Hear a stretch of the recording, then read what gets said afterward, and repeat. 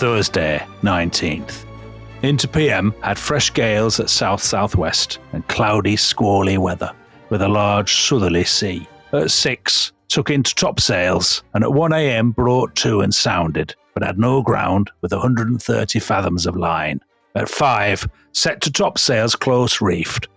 At 6, saw land extending from northeast to west, distance 5 or 6 leagues, having 40 fathoms, fine sandy bottom. To southernmost point of land we had in sight, which bore from us west a quarter south, I judged to lay in the latitude of 36 degrees 0 minutes south, and into longitude of 211 degrees 7 minutes west from the meridian of Greenwich. I've named it Point Hicks because Lieutenant Hicks was the first who discovered this land. Now, Tom, that's an authentic audio archive, isn't it, of Captain Cook, stalwart Yorkshireman. I mean, he sounds a fascinating conversationalist. Who wouldn't want to spend 3 years in a cabin listening to him talk like that? Yeah. So for those people who like football, he was a man very like Neil Warnock, the erstwhile manager of every championship team.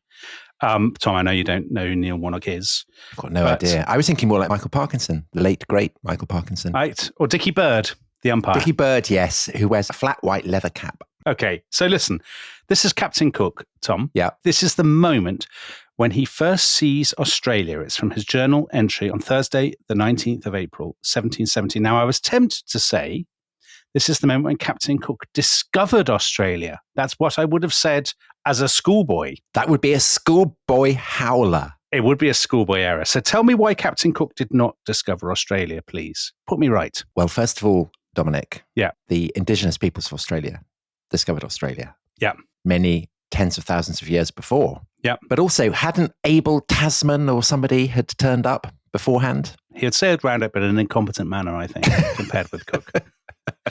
He hadn't done the eastern bit of Australia, which is crucial. I mean, what we should be saying is that the reason we're doing Captain Cook is because he is an example of a plucky Englishman going south, down under, to explore the beautiful landscapes of New Zealand and Australia. Yeah.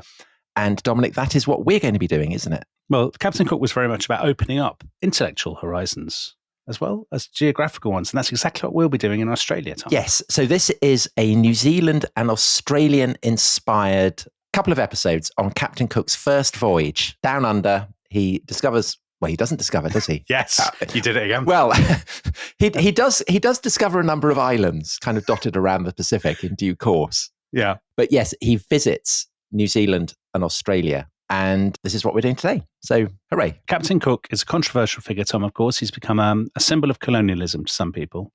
And yet, he's a very rich subject of study because he's emblematic of 18th century England, of the Enlightenment, of the Age of Discovery, of the Scientific Revolution, and of this sort of spirit of, there are dark sides to his story, of course, and we'll get into those. But I think Captain Cook is a brilliant window to talk about the mentality of the last sort of third of the 18th century, don't you? Well, Dominic, you will well know that I didn't want to do this at all. and I didn't want to do it for two reasons. The first was I thought that Captain Cook had been cancelled and that we would, we'd be straying into sensitive territory. And I didn't really know anything about him. So to be clear, cowardice. Cowardice. Yeah. Yes, pure funk. But also, I just thought he seemed really boring. No, you did that just because you hate Yorkshire, because you look down on Yorkshiremen. No. So the Ladybird books that Yeah. schoolboys and girls in the 1970s and 80s read, Great British Heroes and things like that. There was one on Captain Cook, and I never read it because I found it so boring. It was the worst, actually. It was one of the worst. It was absolutely the worst. Insufficient quantity of fighting for an 8-year-old reader, I would say. Right, because basically, it just goes around, here's another island, and there's Australia. Yeah. And it just kind of goes on like that, and nothing much seems to happen. And then I read I kind of sat down and read a biography of him, and that just seemed really boring. And I thought, Tom, we're meant to be selling the episode. There are probably people switching off at this moment. I know. And, there was lots of kind of rope and spinnakers and, topsails, all the stuff that you were reading out in the opening. Fathoms of line. Fathoms of line. Sandy bottoms. But then I read a whole series of stuff that actually opened my eyes. And it will astound you to know that I'm now a complete Captain Cook fan. Yeah. And I've been going around just telling everyone what an amazing story it is. Yeah. It's full of great stuff. And I'm all over it. I love it. Great. You're reviewing your own podcast before you've even done it.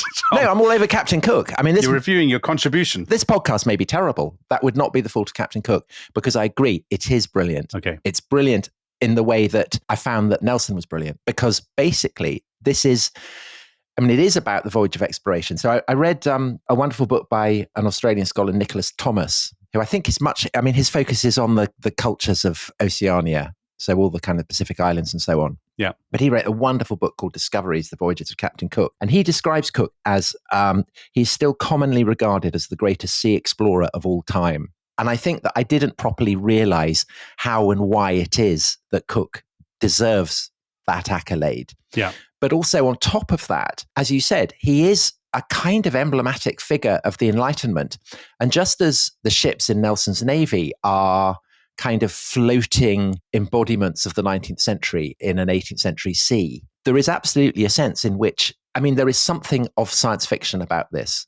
It's kind of like a spaceship hovering over New York or something like that. Mm-hmm. The sense that Cook, and part of the reason why he's become a controversial figure, I think, is nothing to do with Cook himself. Cook himself, it seems to me, an estimable character. Following this, we're going to be doing 8 episodes on the conquest of the Aztecs. So Hernan Cortez, the Spanish conquistador. Now, Cortez, he's a wanker.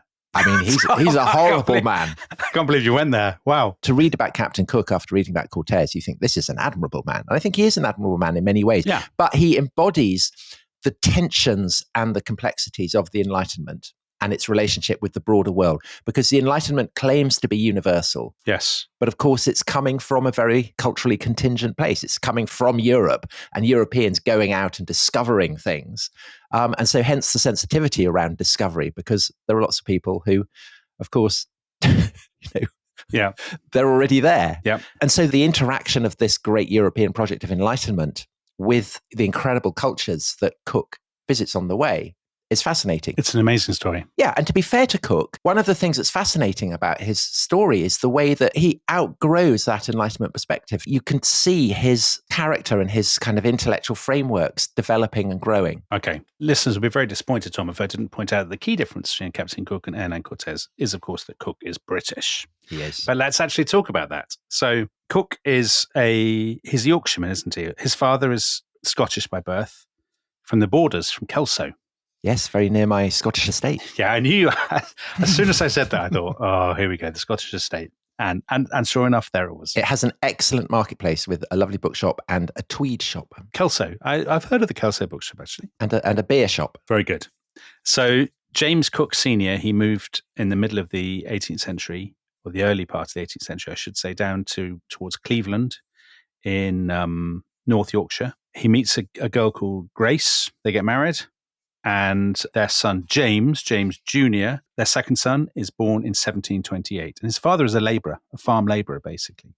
So unlike Nelson, the other great British maritime hero, Cook's background could hardly be more humble. Incredibly humble. Yeah. And what's so, in a way, kind of inspiring about his story is that Thomas, in his book, says that he could have vanished among the marine proletariat as common men soon afterwards could vanish into the factories of Manchester and Leeds. Yes. So he is someone who could have been part of the kind of the muscle and the victims of the Industrial Revolution that is kind of brewing at this time, incubating. Absolutely he could. But it seems that the local kind of lord of the manor or whatever saw qualities in him. He was a bright boy, clearly, and paid for him to attend the village school. Clearly his father was highly thought of in the community. When Cook was about 17, his early life is pretty obscure, isn't it? And actually, throughout, we struggle sometimes, I think, to get a view of Cook's inner life, because he's a reserved man, isn't he? Yeah, he's a stereotypical Yorkshireman, actually. He's quite taciturn, very self-disciplined, a man who believes in rigor and order. Well, you could see from the journal that you read, that's not a huge insight into his emotions and feelings in that. No, not at all. He's laid eyes on what he thinks may be a new continent, and he's all about the fathoms and the line and stuff. Anyway, he moves to a place when he's a teenager called Staithes on the North Yorkshire coast, not far from Whitby.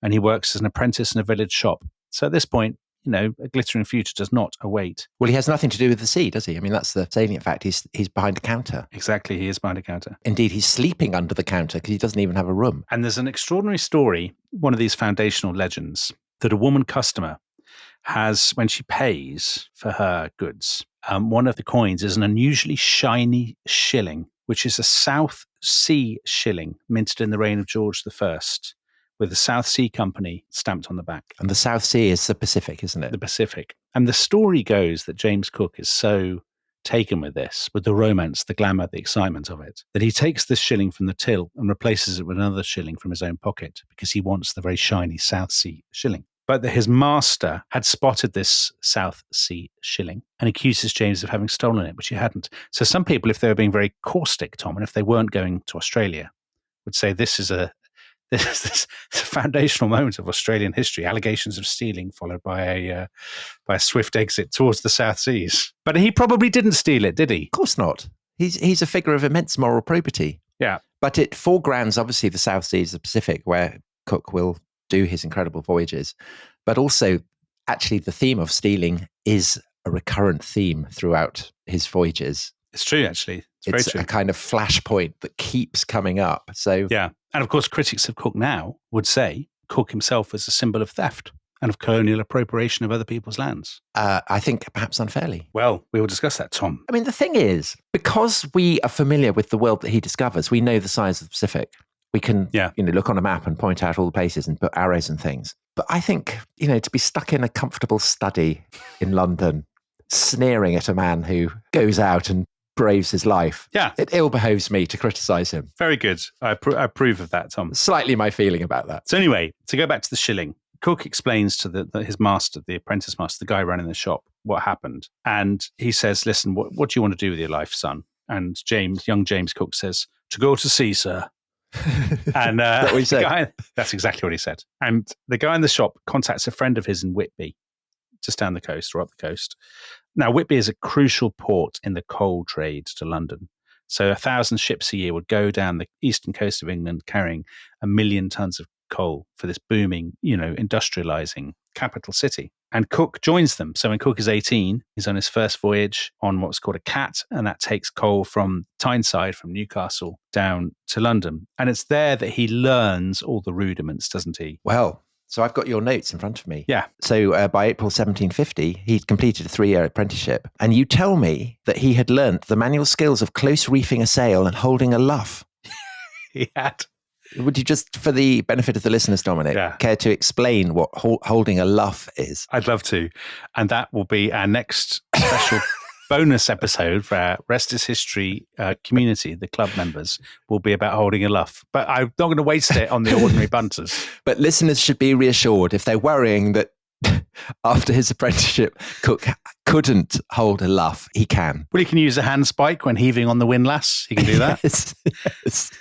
And he can take a running fix, he can read a barometer and he can predict the weather. But the key thing is that he can hold a luff, and this is what sets him up for a glittering future in maritime exploration. He actually is quite well travelled, Tom. Seriously. He had gone to the Baltic, he'd gone to Kiel and Rostock, he would have gone to Königsberg, to Malmo, maybe as far as Stockholm. These ships from the east coast of England, this was their kind of playground. And he's good at it. He's promoted to be a mate by 1752. So he's in his mid-20s at this point. And then he's actually offered a ship of his own, a coal ship of his own, the Friendship, in 1755 when he's 27. And the thing is, as we touched on in all the Nelson stuff, is that to be an experienced sailor, you need to be good at maths, don't you? Absolutely. Lots of stuff with compasses, working at angles. All that shenanigans. Yeah, all that business. And he's very good at that. Absolutely, he is. He's very good at it. So he's very good at holding a luff, and he's very good at trigonometry and things. Exactly. Now, the interesting thing is he decides, so in the 1750s, the 7 Years' War, this titanic global confrontation between Great Britain and France, of course with stuff going on in Europe as well, is fast approaching. And Cook seems to have decided that he would like to pursue a career in the Royal Navy. Why, we don't know. We don't have any insight into his inner life. But I'm guessing adventure, seeing the world. If that story about the South Sea shilling is true, I mean, he's not going to see the South Seas, is he? Taking coal to London and stuff. No, absolutely not. But it might, I mean, clearly that story must be apocryphal. I don't believe it for a minute. But it speaks, I guess, of an appetite for adventure. Join the Navy, see the world. Must have been he must have had an appetite. Yes. I mean, as so many people did. Yeah. So in 1755, he goes down to Wapping, London. He signs on, he volunteers with the Royal Navy, and he joins the ship HMS Eagle, which is captained by another Yorkshireman called Hugh Palliser. They patrol the approaches to the English Channel, don't they? And Palliser's quite, I mean, he's a bit rubbish, isn't he? He is, but he sees in Cook talent. So Palliser is not a terribly impressive person, but Palliser gives Cook special instructions in navigation and drawing up charts. Yeah, because Cook has joined as an able seaman, hasn't he? And he gets promoted very, very rapidly. So he's going up the ranks very fast. But he immediately discovers that he has this, you mentioned him in trigonometry, he has this extraordinary gift for drawing up naval charts and for surveying things. He's absolutely brilliant at it. And it sounds terribly boring to us now. If you are hoping to become a global power and you're locked in a global confrontation, actually knowing where you are and what's going on the land and the relationship between all these different places, really important. Well, and also, of course, the great focus of Anglo-French rivalry in North America is Canada and Quebec, the St. Lawrence River. To get troops down the St. Lawrence River, you need to know where all the shoals are and the bays and everything. So it's absolutely vital, absolutely kind of central to the whole war. It is indeed. So by 1757, Cook is part of the fleet that sails up the St. Lawrence River towards Quebec. French held Quebec, so the 7 Years' War is now in full swing. And Cook is part of that party who is seeking to wrest control of what we would now call Canada from the French. And his key part in this is surveying the river approaches. So he ends up sort of teaming up with an army lieutenant, Tom, who rejoices in the name of Samuel Holland. It's a great name. Maybe one of my ancestors, who knows? And this guy is a land surveyor, basically. He will take observations and he will make notes. And Cook sees him doing this and is completely transfixed by it. Thinks, you know, what a wonderful thing. I can do this of the coast, every reef, every point, every cove, every rock. And they become great friends. And Cook plays a sort of key part in surveying the St. Lawrence River. I'm going to say key part. I mean, let's not overstate it. He's not the central figure in the conquest of this by any means. He plays an important part. A significant it's part role. of the supporting cast. And it's quite grueling, isn't it? Because it's that winter of 1758 to 79 is, I gather, the coldest on record. So to be out, you know, scanning with your charts and things, I mean, that's quite tough. And then when the campaigning season starts again, you know, it's dangerous because he could be attacked at any time. So there's one incident, and again, it's fascinating. In Cook's youth, there are all these kind of prefigurings of what is to come. He's out there with his charts and things, and suddenly he gets attacked by warriors in canoes. So canoes will play a very important part in the story that is to come. If you like the history of canoeing, this is absolutely the story for you. Oh, we've got so many canoes. So they capture Quebec. He stays on afterwards. He draws up the charts of Halifax Harbour. He eventually comes back home again, doesn't he? He comes back to Stepney, East London, very popular kind of sailor's haunt. And he finds a local girl called Elizabeth Batts, and they get married. Very nice. His talent for surveying has already marked him out. Now that Britain has, you know, North America is in British hands, they want to survey it. And they send him out to chart the entire coast of Newfoundland and the southern coast of Labrador. Now, how do you pronounce it's Newfoundland? Newfoundland? I sort of mumbled that because as the word approached, I thought our Canadian listeners have given us some kind of instruction for Newfoundland. And I can't remember what it was. Newfoundland, I think it is. Yeah. I think it's... anyway, off he goes to that part of Canada. And he spends 4 years. I mean, this is one of the extraordinary things about Cook's story. When you're reading his biography, it will say, for the next 4 years, Cook did it. I know. And it's such a long period of time. And you can imagine him talking about it. And then the next day I went out and I charted it. And again. And then next day I went out and I charted it. And so it goes on. So, so 4 years of hot chart action. Which we will skip, I think. Maybe we'll save the details of that for the bonus episode. Definitely. Together with the huffing a luff or whatever it is that he was doing as well. People will definitely know that the rest is history is running out of material when we announce the 6-part series on the surveying of Newfoundland, by which point presumably we'll know how to pronounce the name. So yes, he does this. These charts are absolutely amazing. If you like nautical charts, you will know how fantastic they are. So he comes back home again. And they're a great success, aren't they? So the Admiralty is absolutely thrilled. They praise him for his pains and attention are beyond my description. Yes. He's established himself as the best in the business. And the thing is, I think why it's important to emphasize this. So you mentioned Hernan Cortez. Hernan Cortez is a greedy, ambitious man who wants to make money, and he wants to have adventures and stuff when he goes to Mexico. But, he's self-interested. Yeah. Cook is a servant for a greater cause. And he is somebody who is a man of science, is a man of learning and precision. But he's also a craftsman, isn't he? Yeah. Because he's risen from the ranks. He's done all the holding luffs and stuff. Yeah. But now he's a technician, I suppose. A technician, exactly. Throughout his career, the meaning of his life seems to have resided in doing a job and doing it really, really well. There's no sense of individual advancement, particularly actually individual self-aggrandizement or ambition with Cook, is there? He's part of a team. He likes being the top dog and running the team, but it's always the job that matters to him. I'm not sure.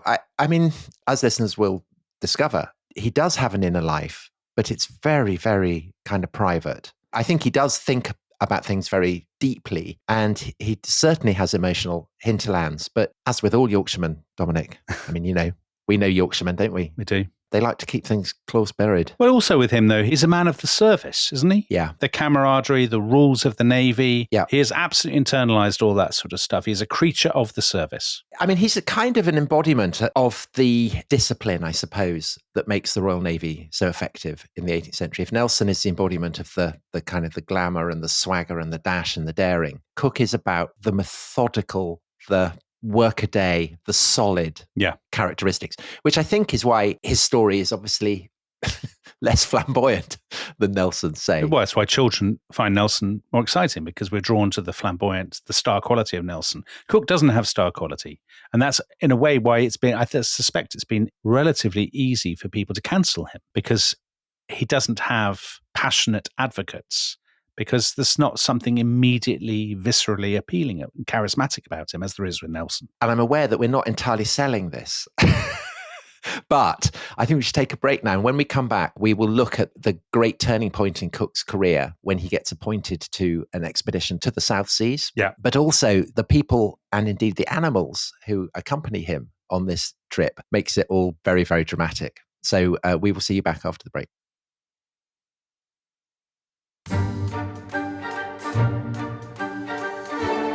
Hello, welcome back to The Rest is History. We are talking Captain Cook. And Dominic, more specifically, we're now going to do what I know is a great passion of yours, which is astronomy, isn't it? Yeah. So Cook has come back to London. He's got this splendid reputation as a solid man who's good with a chart. And it so happens that just such a man is needed because of an exciting astronomical occurrence. So would you like to tell the listeners what this exciting astronomical occurrence is? Tom, I absolutely would. So as the listeners will know, the 18th century is a high point in kind of mapping and categorizing and classifying things. And one of the things people want to map and categorize and classify is the solar system.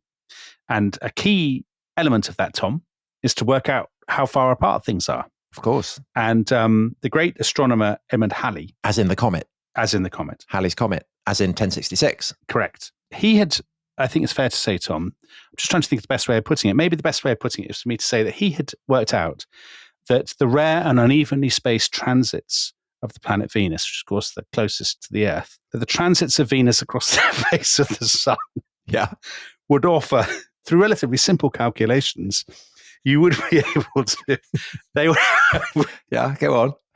Venus is going to move across the sun, Tom. I don't know why you find this so funny, because actually I relish the opportunity to talk about science, and the rest is history. It's actually quite a serious business. Yeah. The transit of Venus across the sun. It's going to move across the sun, and if you can observe it from different points on the Earth, you'll have all kinds of benefits. Why? Well, you'll know the distances between Venus and other planets, and the sun and Mercury. Whatever stuff interests you, you'll know all this, right? And the Royal Society writes a letter to the king.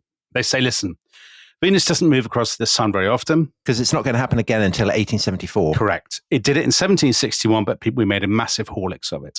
So this was during the 7 Years' War, I think, wasn't it? Yeah. And the great powers had said, let's do it, even despite the war, and they'd made a mess of it. So they said 1769 is the 1 year we can do it. They said to George III, listen, several of the great powers in Europe, particularly the French, Spaniards, Danes, and Swedes, are making the proper dispositions for the observation thereof. The British nation, they say, has been long renowned for its love of astronomy, in which we are inferior to no nation on earth, ancient or modern. Would it be very dishonourable if we didn't also observe the transit of Venus? I think these are admirable reasons for doing it, isn't it? Excellent The reasons. love of science and putting down the French. So basically what they need to do, the Royal Navy needs to send a ship out. The best place to see it is from the South Pacific. All right, let's crack on. Let's go over there, observe the transit of Venus. We need a ship and we need somebody who's good at trigonometry. And that man is Captain James Cook. And they pick him and they pick the ship, which is, of course, the Endeavour, Tom. Tis the Endeavour. So Endeavour will be well known to anyone who's ever watched Inspector Morse. It's his first name. Yeah. And the name, I gather that Cook had nothing to do with the choice of the name. It's just kind of one of those random things. Yes. And Nicholas Thomas, in his wonderful book, points out that the ship could just as easily have been called the Racehorse or even the Carcass, which was the name given to other vessels that were sent out on scientific expeditions the following year. So Captain Cook's voyages on the Carcass wouldn't have had at all the heft or resonance. Yeah. The Racehorse would be quite fun. But Endeavour obviously is perfect. I mean, it's expressive of everything that not just the expedition, but Cook personally embodies. I mean, Endeavour is what he is about. Exactly. So it's a solid ship. It's not big by any means. And it has guns, but it's not a fighting ship. It's not a warship, is it? It's not a warship, no. So Cook has, I mean, he's been in one battle, I think, hasn't he? Yeah, he's been under fire. He was commanded by Admiral Byng, who ended up being shot on the deck to encourage les autres. Yeah. But he's not really a fighting man. He's going out there to survey. And they decide that if they're going to Tahiti, then obviously they've got to get to the Pacific. They do, exactly. So Tahiti is the place they're going to make for, to build this astronomical station so they can see Venus doing whatever it's doing. They're going to go off to the Pacific, just on the Pacific. It's not totally unknown, is it? Because, of course, Balboa saw it in Panama. So we're talking about this in the Cortez episode. Exactly. Yeah. In the 16th century, Magellan had sailed into it. And lots of sort Drake of people had been across it. Yeah. Francis Drake. People had sort of nibbled away at the edges, hadn't they? Particularly Spanish mariners and then later on the Dutch. But the key thing is that there are vast expanses of it. People have no idea what is there. And there is a kind of theoretical argument that is seriously advanced that if there is Eurasia and Africa in the northern hemisphere, there must be a balancing continent in the southern hemisphere. Yeah. And I mean, the British Admiralty are not publicly saying this. It's all about science, it's all about astronomy and the transit of Venus and so on. But secretly, they're thinking we can combine the trip to Tahiti to track Venus with a kind of land grab of this huge continent if we can only find it. That's right. So the name that people give to this, they talk about the existence of the great southern continent, or Terra Australis, named actually supposedly because there was a letter to the King of Spain, whose dynastic name was Austria. And a Portuguese navigator said, when we do discover this land, we will call it Australia, after your majesty. And the thing is, as you say, Tom, first of all, they think, it's an age when people are fascinated by the idea of symmetry and balance, isn't it? Because it's the scientific revolution, because people are drawing up maps and they appear to see, the Americas being a sort of mirror image of Europe and Africa. And they become convinced, as you say, that there's something out there. Now, at the same time, Dutchmen like Abel Tasman in the 1640s, he had sailed around Australia and New Zealand. He didn't really understand the relationship between Australia and New Zealand. People know there is something there. What they don't know is how large it is. And they don't know whether Australia and New Zealand, this land that they've kind of vaguely glimpsed, are these islands? Or is this part of this great southern continent? Yeah. Or is Terra Australis something else between Australia and New Zealand and Antarctica? Yeah. So all of this is unknown. And it's a particular focus of British interest. So there are two kind of key figures that are fostering the sense that there might be something out there to discover. And one of them is a ship's captain called Samuel Wallis, who is from Cornwall. Yes. And who in 1767 had set off in a ship called the Dolphin. And he had kind of ventured into the Pacific regions where perhaps this continent might be lurking, and claims to have kind of, seen in the distance? Peaks. He's kind seen of peaks topped by clouds. And he sees the peaks through the fog, but then the fog closed in and the sight was lost. He landed on an island vaguely nearby where he said, the verdure is as fine as that of England. There is great plenty of livestock and it abounds with all the choicest productions of the earth. And he called it King George's land. Of course, we would know it as Tahiti. So he's in that kind of neck of the woods. He's seen something vaguely near Tahiti, but he doesn't know what it is. And he returned from that voyage just before Cook left in the Endeavour. So it's possible that Cook would have met him and talked to him. Oh, I think more than possible. I think he does, for a reason that we'll come to in due course, because Samuel Wallis gives Cook something wonderful and crucial, which we will come to. Oh, I don't know what that is. I can't wait to find out. And what's the other person? You were going to talk about another person. So Willie Dalrymple, star of our sister show Empire, he has hundreds of ancestors, basically endlessly teeming all over the British Empire. And this ancestor is a guy called Alexander, who is a geographer. And he is the guy who is really pushing this idea that there's a huge continent waiting to be found. And he hasn't himself been there, but he has read all the available sources from previous voyages. So Drake's, but also Spanish, Portuguese, Dutch ventures there, and kind of synthesizing them. And he's very desperate to go and lead the Endeavour. He's very, very hopeful of it. And so when Cook gets appointed instead, he's a bit upset about that. But he doesn't go off in a complete huff. You know, he's still contributing papers and ideas and proposals to the expedition. So he's another guy who is kind of pushing this idea. So this is the kind of the secret mission. Yeah. After watching the transit of Venus, Cook is basically going to be told to go down and have an explore in the southernmost reaches of the Pacific. But there is a further dimension to the voyage, which is that it is committed to the idea of knowledge for knowledge's sake. Because if you are going to lands that are unknown, there will presumably be all kinds of rare plants and animals. And if these rare plants and animals are going to be gathered, you need someone who is qualified to collect them. Yes. And it's at this point that an absolutely tremendous character pops up and enters the story.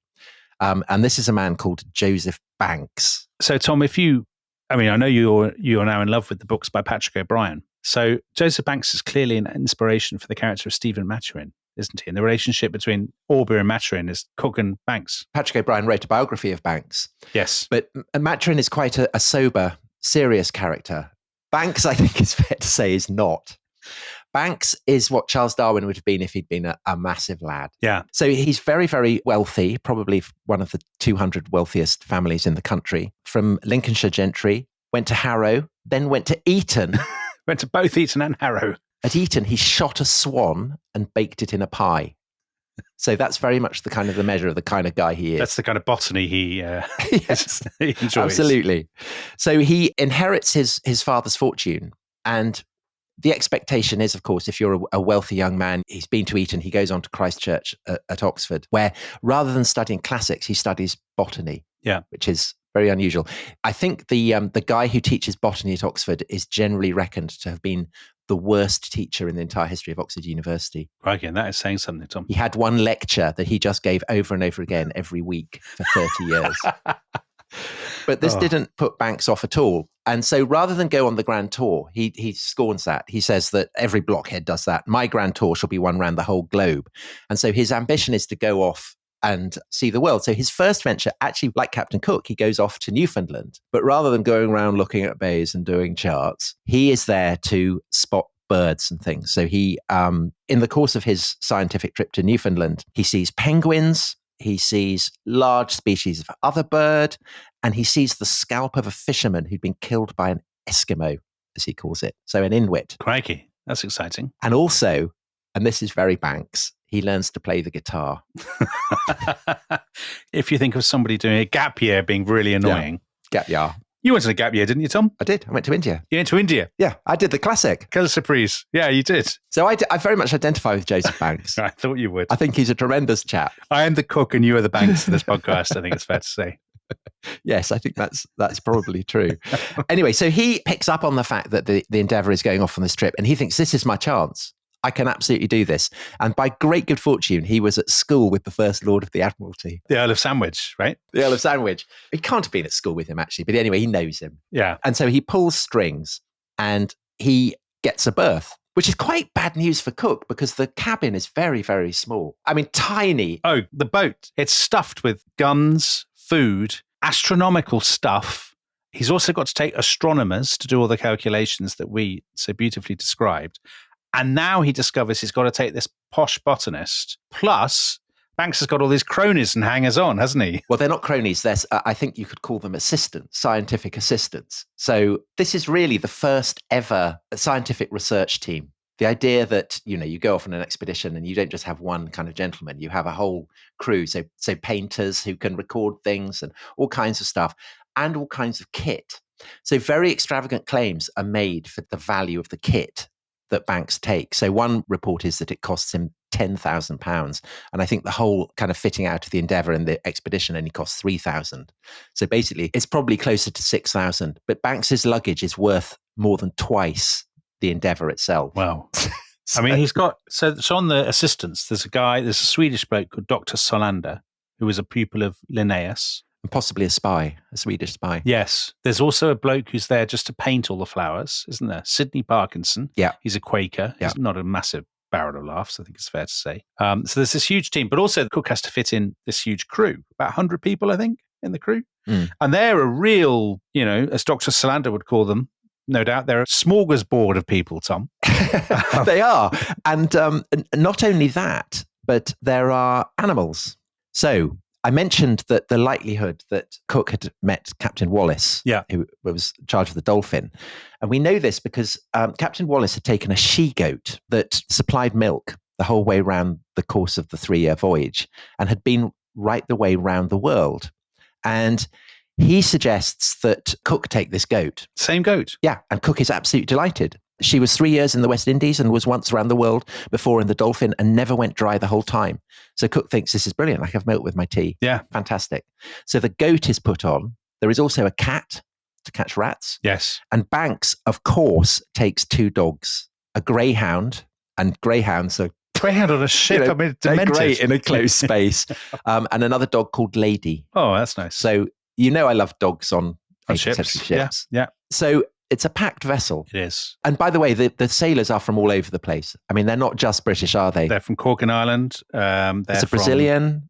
There's a Venetian. There's some New Yorkers. Yeah. It's a real mixture. Yeah. So lots of fun. And they get ready to go. And Cook takes leave of his wife, Elizabeth, who is pregnant, and the 3 children. So it's goodbye, wife. Goodbye, children. Is that what he said? I'll be seeing thee. And off he goes. Meanwhile, Banks, and I quote here from Toby Musgrave, who's written a very entertaining biography of Banks, the multifarious Mr. Banks. In the midst of his exhilaration and hasty departure, Banks had behaved like a cad towards a certain Miss Harriet Blossett. So, his guitar, his dogs, it's very expensive luggage, and now he's behaved like a cad. Oh. So it's a tremendous send-off. But actually, Cook and Banks get on very well. Maybe because they're so different. Maybe because they're not competing. Yeah, Banks is much younger, of course. I mean, he's about 13 years younger, I think. Yeah. But I think he's fun. Yes. I think he's a kind of enjoyable companion. But Cook is not fun, Tom. No. That's fair to say. Cook is serious. No, but I think perhaps that funster that Banks is, maybe he coaxes Cook out of his shell or something. Possibly. Have you seen what they took on board? 4 tons of beer, 185 pounds of Devonshire cheese, tons of meat and salt beef. But the thing that Cook particularly believes in, that he's always forcing people to eat, is sauerkraut. Obsessed with sauerkraut. Because this is to keep scurvy at bay, isn't it? So this is also part of what he's trying to do, is research whether it's possible to stop scurvy from happening. So people are just being forced to eat sauerkraut morning, noon and night, because Cook believes, quite rightly, that a healthy diet is crucial. He's not wrong. He's not the first person to think of this, but there is an argument that he is the great popularizer of the kind of anti-scurvy. Well, and again, people who've listened to our episodes on Trafalgar will remember that we said that a Royal Navy ship is probably the healthiest place in the world, counterintuitively. Yeah. Because the research into public health is so intense there. Because obviously, disease or scurvy or whatever can wipe an expedition out. And Cook plays a key role in ensuring that by the time you get to Nelson's generation, these ships are unbelievably healthy. Dominic, just on the topic of food matter that is taken, Banks packs a very delicious Cheshire cheese and a cask of porter And I want listeners to bear that in mind because it will reappear later in the... Oh, exciting. He's taken it for a specific reason Okay. that I will not yet reveal. Anyway, they set sail at 2:00 on the 26th of August, 1768, pull out to sea, and inevitably Banks starts hurling everywhere. He's violently seasick. Yeah, he is. But he must have recovered a little bit because by the time they get to Madeira, which is the sort of classic stop that you make, Banks is well enough to go ashore and interfere with plants. Yes. And do whatever he's doing. Yes, and he's doing that thing that Maturin is always doing where he's kind of laying nets out and scooping up kind of insects aquatic and stuff like that. Sea creatures and things.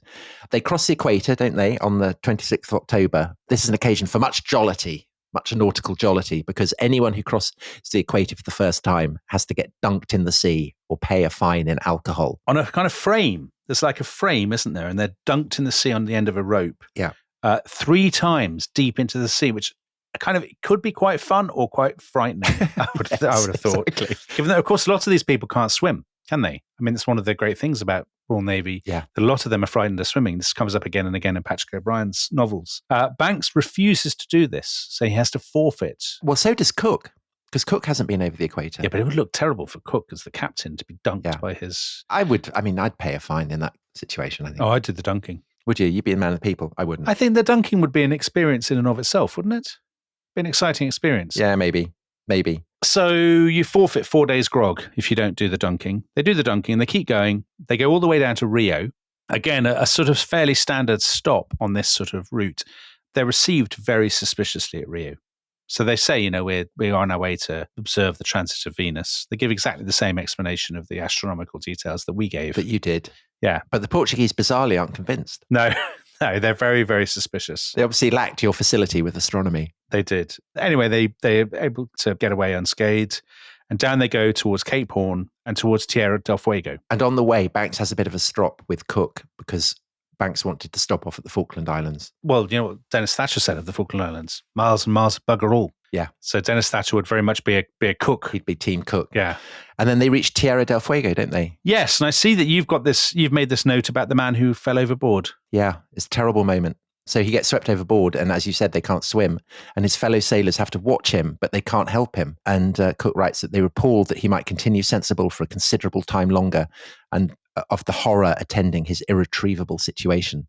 So that concentrate the mind. It would. Watching that. So now they have their first great interaction. We're moving towards the end of this episode, but we should have their first interaction with indigenous peoples because they land at Tierra del Fuego and they meet the Fuegians, who are now, I think, extinct, aren't they? I mean, if a people can be extinct, I'm not sure that's the right word. The Fuegians don't really exist anymore, I think, because they were ravaged by disease. Yeah. So all the full 19th century horrors visited on them. They would cover themselves with seal oil from the moment they were born. And it would keep you warm. Your parents would cover you, and you would be covered in oil for the rest of your life. But the downside is you were very foul smelling. Well, it's only a downside if you're, from England.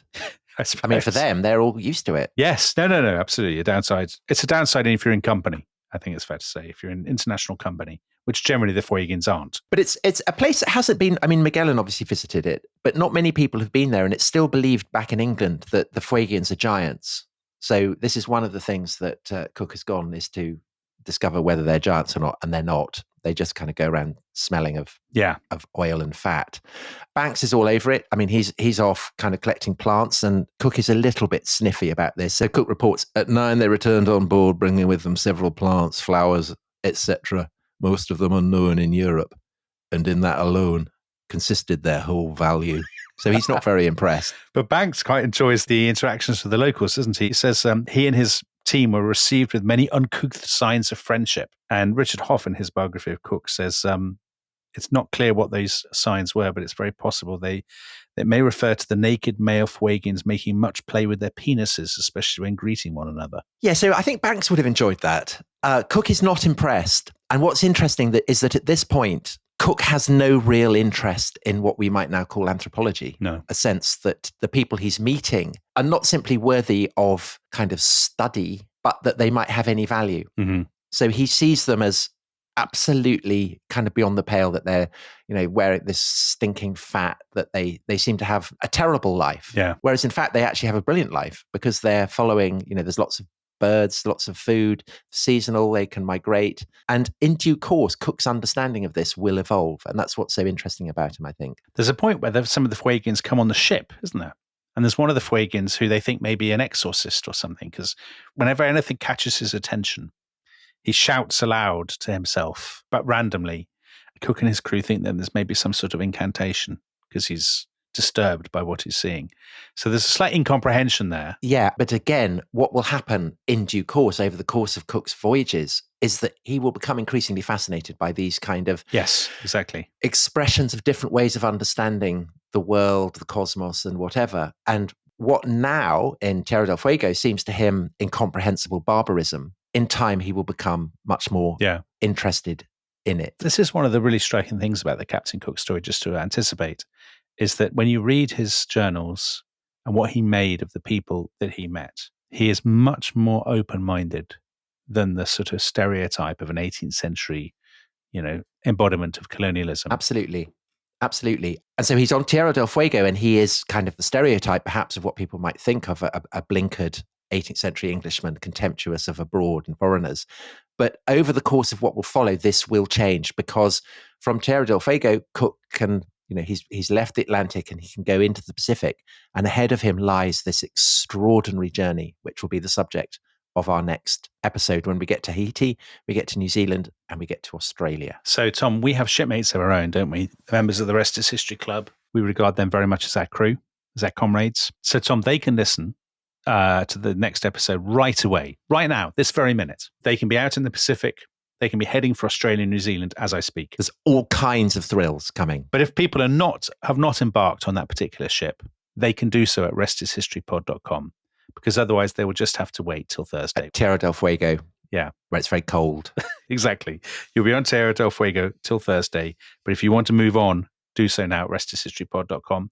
And that is very much in the spirit, the polite and commercial spirit of 18th century England, isn't it, Tom? It is. It's what we're all about. And on that bombshell, we say thank you very much. We'll see you next time. Goodbye. Yo ho.